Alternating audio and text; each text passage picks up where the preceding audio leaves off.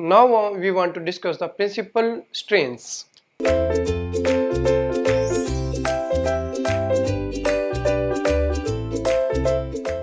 Similar to principal stresses, these are the maximum or minimum strains on a stress element.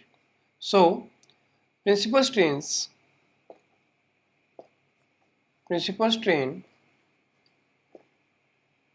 strains are the maximum and minimum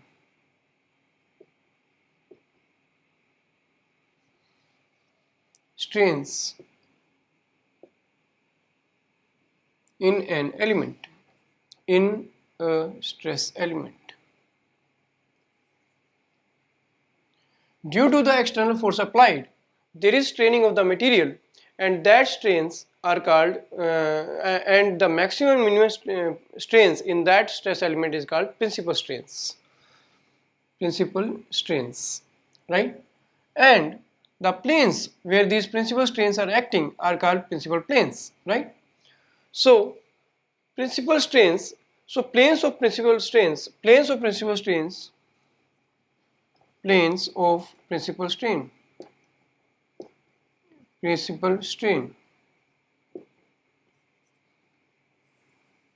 The planes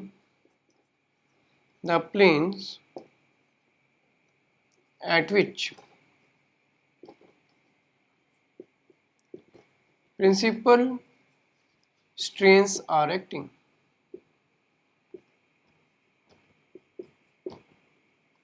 These are called principal planes, right?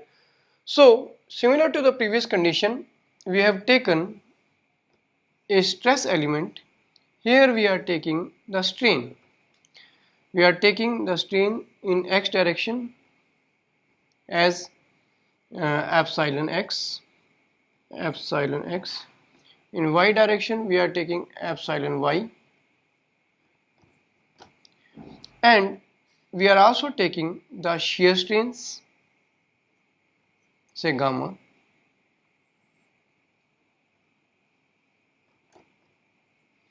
or we are taking only plane strain, so we can also write gamma xy. So gamma xy means shear strain on xy plane. So here plane strain, when we are discussing plane strain, it means we are taking the strain only in a plane. Here we are taking the plane as xy plane. In this case we have taken the xy plane, and we have applied the strain in x and y direction, as well as we have applied shear stress in xy plane. But when you apply a strain, when there is straining in one direction, when you apply a force and there is straining in one direction, there is lateral strain in other directions also. Suppose you are straining in x direction, but there is lateral strain in y and z direction. So what will happen then?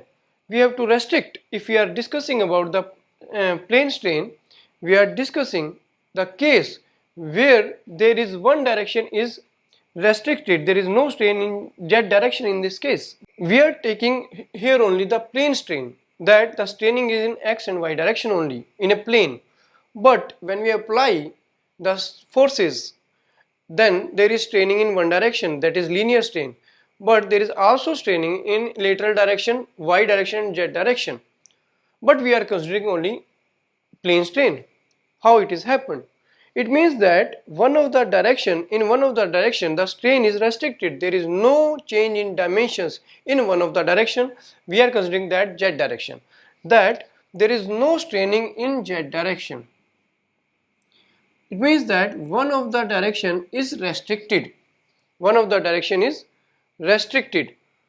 so that no straining is happening. Like in rollers, in rolling there is no straining in one direction because of the ground and upper part, and there is straining in other two directions. So you can think of the element in which one of the direction, the straining in one of the direction is restricted, and we are getting the strain in only plane or two directions. So suppose here this is ground, the block is placed on ground, and also something is placed on this, some weight, some force is there which is not causing the straining of this part. Straining this part is also restricted, and there is straining in x direction, and suppose this is our y direction, we are taking this as y direction at this moment. So straining in y direction. Also there is some shear strain, that is gamma xy. Here also this is gamma xy, and due to complementary stresses there will be some shear strain in this direction also.